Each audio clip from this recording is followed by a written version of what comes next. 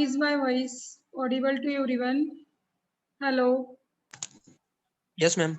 Okay. And also tell me the screen is visible or not, all of you. Yes. Okay.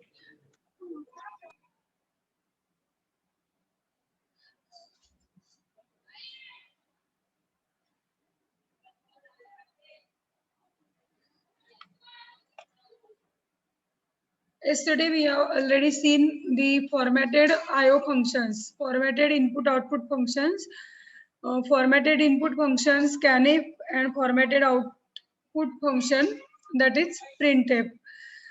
Uh, Today we learn about the unformatted input output function. Unformatted means what? Unformatted means you have no chance to format your output. Whatever the output, that will be displayed as it is according to the built-in function. But in case of the formatted input output means scanf and printf, you have a chance to format your output by specifying the width. So this is the difference between the formatted and unformatted input output function.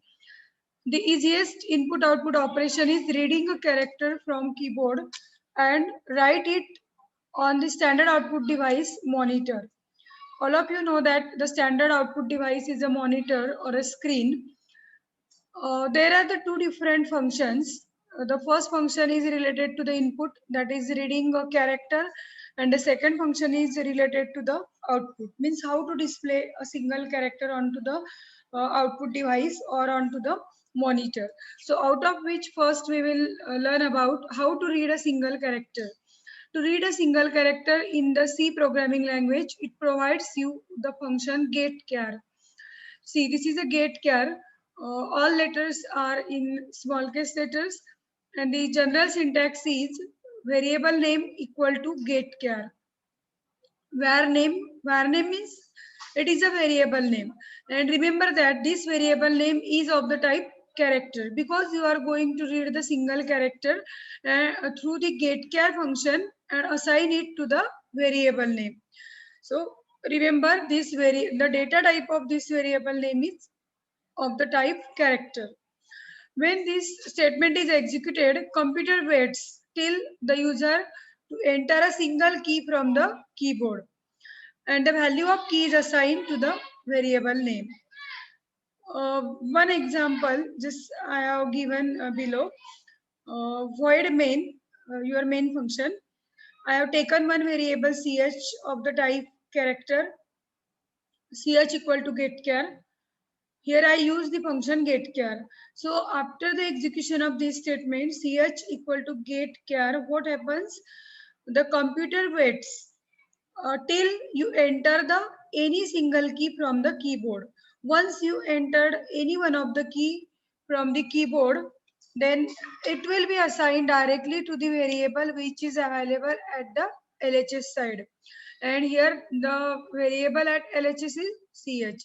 Suppose here I press the letter P, then P will be assigned to the variable ch, means the value of ch will be the ch equal to P. Okay, after that just I print the value of that ch. Printf character is %c ch. Instead of dot here, the comma is used. By mistake, the dot is here, but in between the control string and the variable name, the separation is with the comma. So you note that instead of that dot, the comma is used here. The character is %c. What is %c? %c is the data format specifier for the character data type that we already learned yesterday. The various different data types and the related data format specifier. As you are going to use the character data type, then you should use the %c as a data specifier for the character. So what will be the output? The output is character is P. Suppose I press the letter P, then output is character is P. Next function, writing a character means for output purpose, the putchar function is used. For input purpose, for reading a single character, the getChar function is used. Here, for writing a character onto the monitor, putChar function is used to display or write a single character on a monitor. Its general syntax is putChar into the bracket variable name.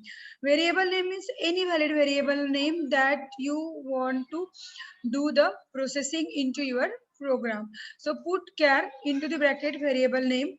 This function is again terminated with the semicolon because each and every statement in the C language is terminated with the semicolon with some exceptions, just like the if statement and for loop, do while loop. Uh, Here again, var name is the character type variable whose value is to be displayed. Means you note that the variable name is of the type character. The example is, again I have taken here ch as a variable of the data type character. After that, I read the letter. So, what is my job? The job is to write the single letter onto the monitor.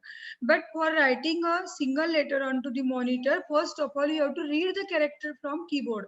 Okay, so that's why first I have used here the getChar function. With the help of this getChar function, the single character is read by the user from the keyboard, and that letter will be assigned to the variable ch. Suppose here I press the letter n, that n will be stored into the variable ch. After reading this n, I just want to display it onto the monitor with the help of this putChar function. PutChar into the bracket ch. Already the ch consists of the key which is pressed by the user, and suppose for example here I assume that I press the capital N key, so that a putChar into the bracket ch means putChar n. The n letter or n letter will be displayed onto the monitor. So this is about the unformatted input output function. So till we learn the formatted input output function as well as the unformatted input output function. Again, I summarize in case of the formatted input output function, for the input function or for the input purpose, in case of the formatted IO functions, we have to use the scanf statement. For printing or for displaying the message as it is, or for displaying your output onto the monitor, in case of formatted, you have to use the printf statement. In case of the unformatted input output function, you have the two functions getChar and putChar. The getChar is used to read the single character from the keyboard, and putChar is used to write or display a single character onto the monitor. So this is about the input and output statements, because the input output statements are categorized into the two different categories, formatted and unformatted IO functions. Okay, clear? Any doubt? Please unmute your mic. Are you understood? Am I audible to everyone? Hello? Yes, ma'am. Okay. Yes. If you have any problem, you can ask within the lecture. Next topic, introduction and features of preprocessor. So before going to the features and the details about the preprocessor, first of all, you learn about the preprocessor. What do you mean by the preprocessor? The preprocessor is nothing but it is a program, small program that processes your source program before it passes through the compiler. What do you mean by the source program? The source program means the program that the user are creating. User type program is called as the source program. And what do you mean by the preprocessor? The preprocessor is a small program that processes your main program, means your source program, before passing your program to the compiler. What do you mean by again compiler? Here the two or three terms are new to you. Again the compiler means, I think the compiler, assembler, all these terms are already covered in the first paper.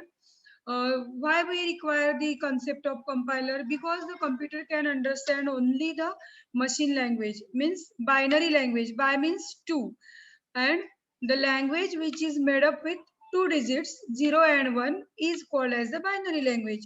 And the computer cannot understand our language, means computer cannot understand human language.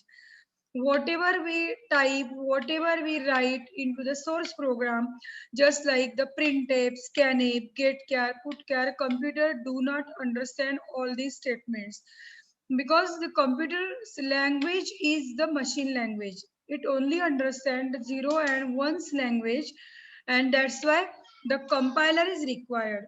Now, what is the role of compiler? The compiler translates your source program, means source program means the program which is written like the English like statement, converts the source program into the machine program. Means whatever your program, that will be converted into the 010110's language, because computer can understand only 0101 or 1010's language, and that's why we need the translator. This compiler is just like the role of compiler is just like a translator. There's a very simple purpose of compiler is that, suppose for example, suppose there are the two different persons. The one person knows the language of suppose Japanese language, and the one person do not understand the Japanese language, but the second person understands the English language. So there in between these two person, one is Japanese and second one is that understands only the English, that do not understand the Japanese. So in that situation, the both persons require one translator. And what is the role of that translator? The translator translates the sentences of Japanese person. Means the person who speaks the Japanese language, that will be converted into the English language, and that is passed on to the second person. And this is the role of translator. Translator काय करणार आहे की Japanese language जी असेल ती Japanese लँग्वेजला English language मध्ये convert करेल आणि समोरच्या सेकंड पर्सन कडे ते इंग्लिश लँग्वेज त्याला पाठवेल, because second person do not understand the Japanese language. And the same role is in case of the compiler and interpreter. In case of the compiler, it is just like the translator. It translates our English like program, means the source program, into the machine level language program, means 0101's language, or you can say it is a binary language. And this process is called as the pre-processing. Why it is called as pre-processing? Because you have to send the source program before the compilation, and that's why it is called as the pre-processing. Means after your main processing, that will be pre-processed with the help of the compiler, and that's why it is called before the compilation, that's why it is called as the pre-processing. And what do you mean by the preprocessor directives? Commands used in the preprocessor are called preprocessor directives. Means there are some different commands which are used as a preprocessor directives, and these commands are called as the preprocessor directives.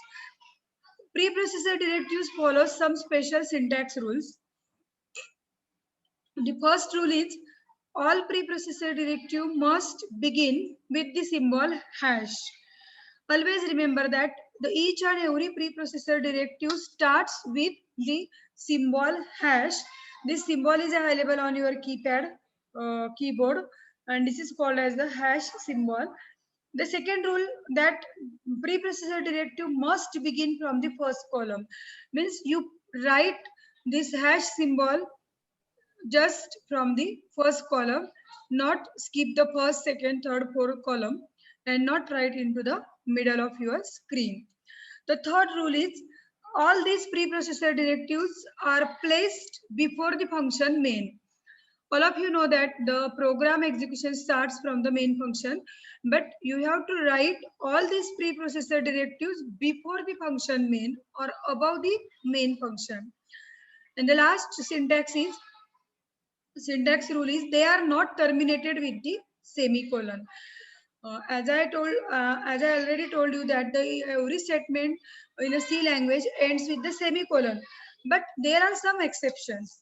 There are some exceptional cases. Just I told you that for looping, while loop, for loop, then controlling statements, if statement, if else statements are not use the semicolon as a termination. And similarly, the preprocessor directives are not end with the semicolons. So these are some special rules which are used as a the special syntax rules for the preprocessor directives. And the next point is the features. In most of the time, there may be the possibility of question is, what do you mean by the preprocessor directive, and write the features of preprocessor directives. Okay, the first feature is the preprocessor enables,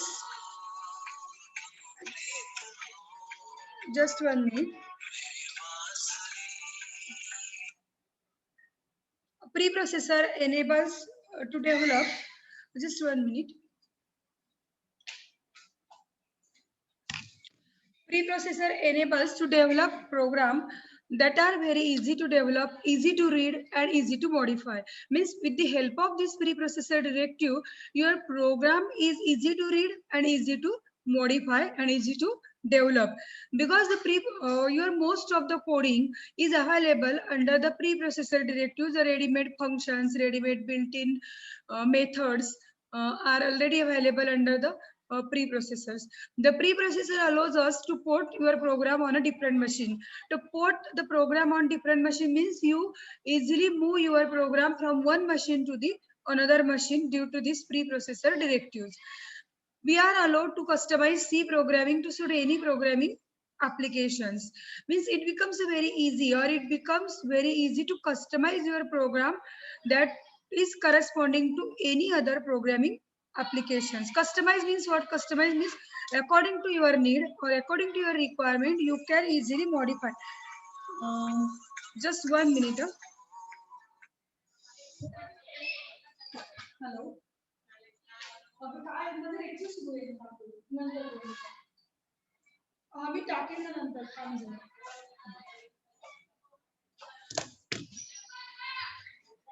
We are allowed to customize the C programming to suit any programming applications.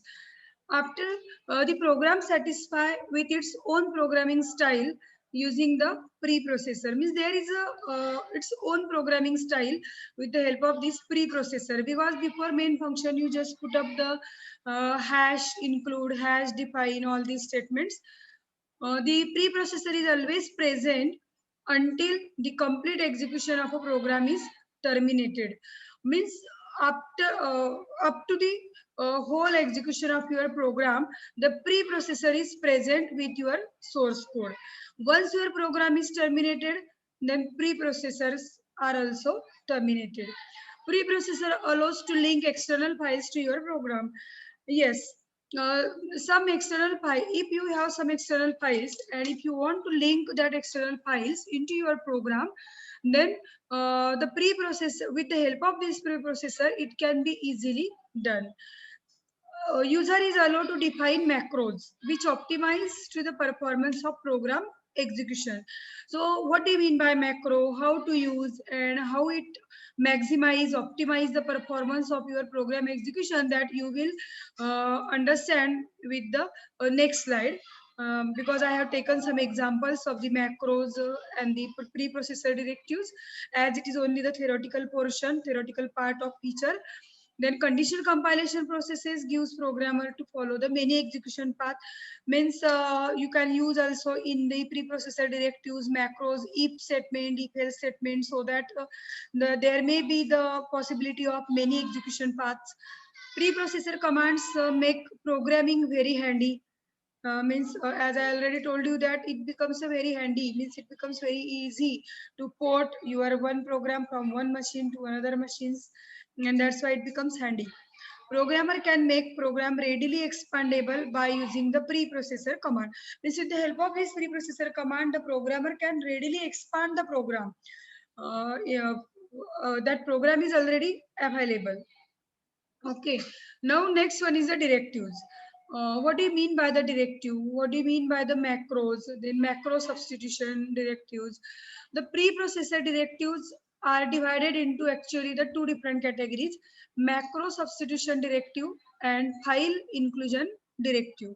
Okay, first we learn the concept of preprocessor, Then what do you mean by pre-processing? Then what do you mean by the preprocessor directives? The commands which are used in the preprocessor are called as the preprocessor directives, and these directives are divided into the two different categories, macro substitution and the file inclusion directive. So first we learn about the macro substitution directive. A macro is a fragment of code that is given a name. You can define a macro in the program with the hash define preprocessor directive. So what do you mean by the macro? Macro is nothing but it is a small segment of code, a small fragment of code, and that code has given a particular name. And you can directly use that name into your program to link your source program with the help of this hash define preprocessor. Means hash define preprocessor is used as a macro substitution directive. What do you mean by the macro substitution? It is one kind of process where the identifier means the variable, identifier in a program is replaced by the predefined string, uh, means that particular given string is replaced with the uh, particular kind of the macros, and this can be done with the help of hash define statement. This statement is also known as macro definition or simply macros. Uh, Hash define is the simply macro. And what do you mean by macro? Macro is a small segment of code or the very small program. That program has given particular name. This is called as the macro. Okay, macro expansion, macro substitution. There are the two different types of macros. In case of the simple macro, one which takes the argument and another which does not take any argument. Means there are the two different kinds of simple macro. The first is the without argument and the second one is the with argument. Values are passed so that we can use the same macro for a wide range of values. And now how to use the simple macros, that will be specified with the following syntax. Means how to define the simple macro. The syntax is hash define name replacement text. Hash define is the keyword that is compulsory.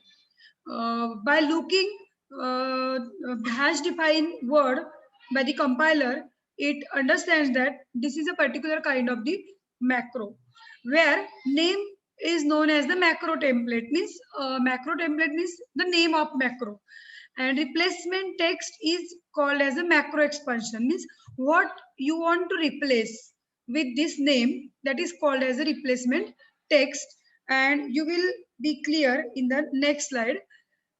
Okay, in this slide, I have given the two examples. Macro name is generally written in the capital letters. Remember that any macro name with the hash define, that will be written in a capital letter. See here in the examples, first example, lower, LOWER. Lower is the name of macro, and 30 is the replacement text. So lower is the macro name, and that's why I have written in a capital letters. So always remember that the macros are written in a capital letters. Again, you see in the second example, AREA, area. This is also the macro name, and again I have written in a capital letters. This is the first rule.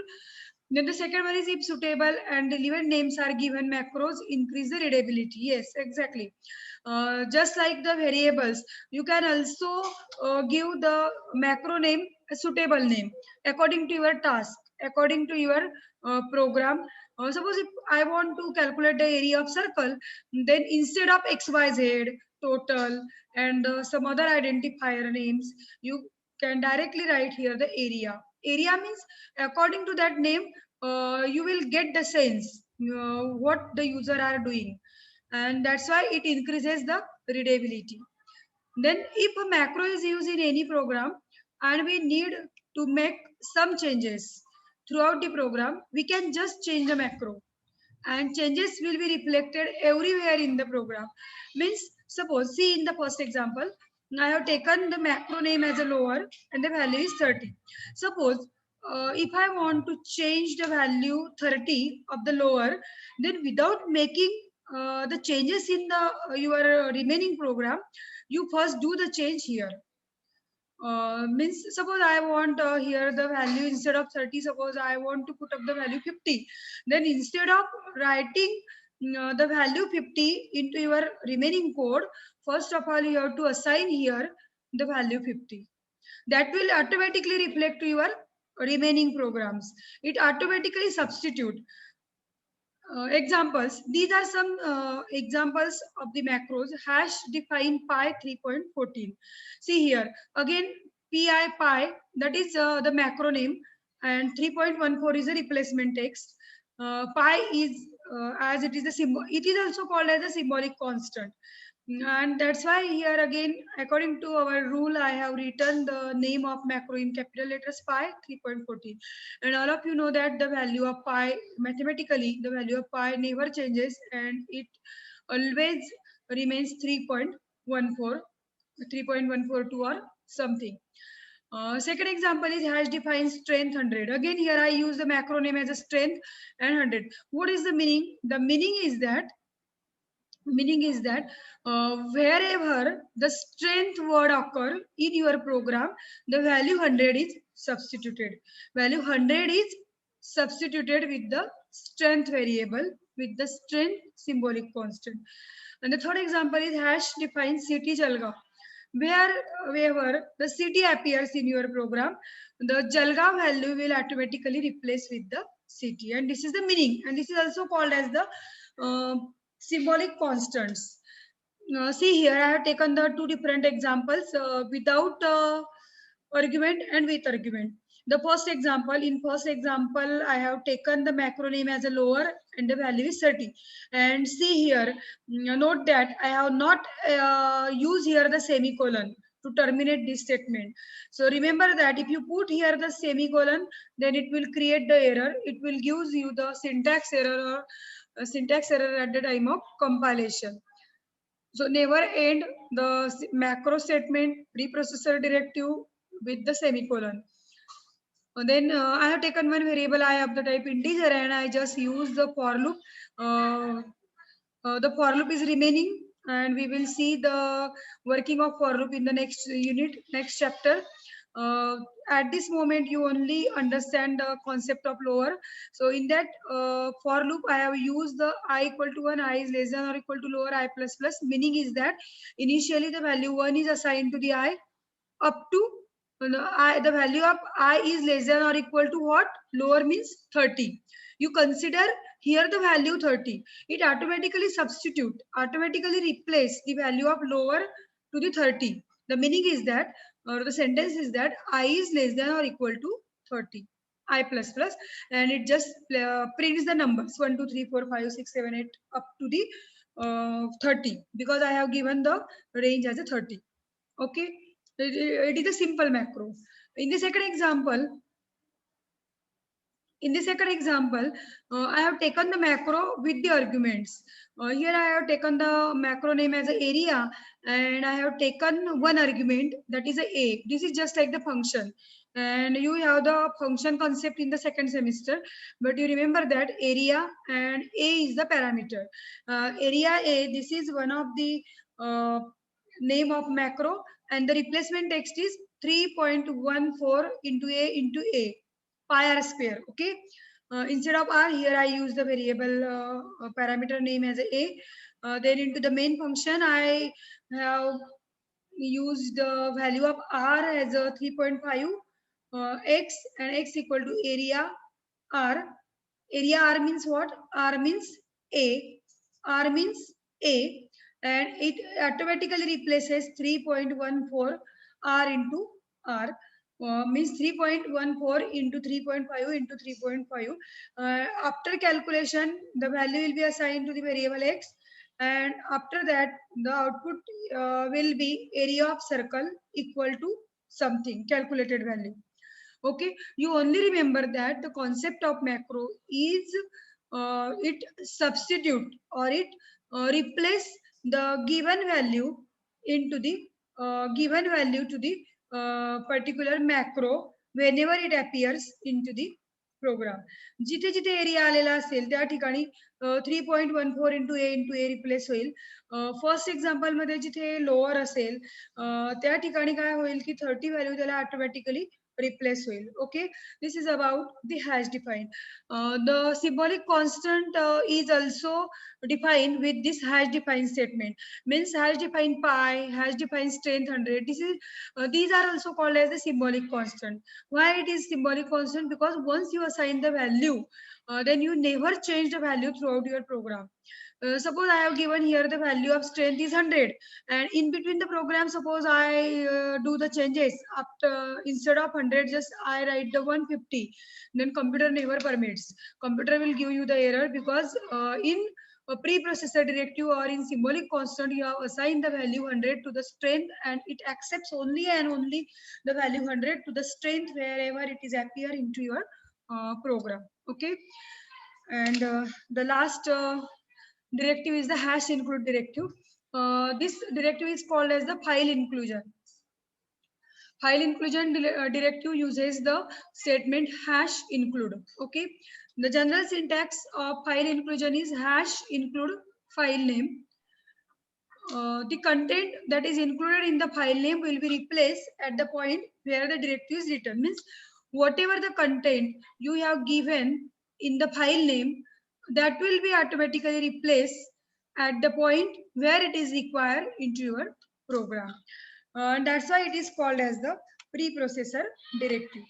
Okay, by using the file inclusive directive, we can include the header files in the program. What do you mean by the header files? That you will get notice by observing the following example. Macros, function declarations, declaration of external variables can all be combined in the header file instead of repeating them in each of the program. Because some important macros, some important methods, functions which are frequently required by the user, just like for the input operation, for the output operation. So all types of the codings are available into that header file, and instead of repeating the whole code in each and every program, you can directly add the include file, hash include, and according to your requirement include the file name. See here, stdio.h. .h means header file, and all these header files are available into your C system library. Stdio means what? Standard input output. I means in, O means output, and all the input output regarding methods information will be available into the stdio.h file. Okay, there are the two ways to use the file inclusion statement. The first way is hash include into the double quotation mark. You include your file. If it is a user defined file, then you use the in a double quotation mark. If it is a system defined file, then generally you use the triangular brackets. The second format is hash include file name. What is the meaning? What is the difference in between the first and second format? If you use the first format, then the file name in the current directory and the specified list of directories would be searched. Means whatever your current directory, that files are only searched into the current directory and a specified list of directory. In case of the second format, your files and the file names are searched only into the specified list of directory, not the current directory. म्हणजे समजा तुम्ही इथे सी folder मधला एखादी directory दिली असेल, D मधली दिलेली असेल, तर कम्प्युटर फक्त त्या दिलेल्या पाथलाच ती फाईल सर्च करेल. But if you use the first format, then whatever your by default current directory, that current directory will be searched for the first format. But in the second format, whatever you have specified, the path, that path will be used to search the particular file. And these are some examples that are frequently used for doing the C programs. Hash include stdio.h. If you are using the input output functions scanf, printf, getch, putch, getchar, putchar, then you must include the this preprocessor directive or file inclusion directive, hash include stdio.h, because the standard input output functions are available into this header file, and this header file is available into your system library of C language. Okay, the second file is conio.h. Conio.h. Again, this file is generally used to clear the screen. Conio.h. if you want to do some mathematical operations into your program, then you must include the math.h. According to your task, according to your requirement, you include the high level header files into your program, so that it becomes very easy to develop the program for the developer. And the second unit, second chapter is over here.